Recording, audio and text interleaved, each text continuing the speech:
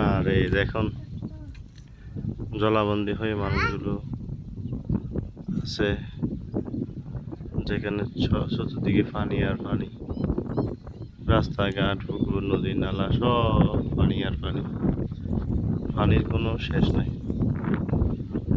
এই টান্না 3 দিনের অতি বন্যায় দেখেন এই জলাভূমিটা এখন সাগরের মতো হয়ে গেছে, বিশাল আকারের পরিধি। এটা হচ্ছে আপনার কুমিল্লা চৌদ্দগ্রামের দৃশ্য, যেখানে অনেক বছর এরকম অতিরিক্ত পানি হয় না, তবে এবারে বর্ষা, এবারে বন্যা, পানির কোনো শেষ নেই।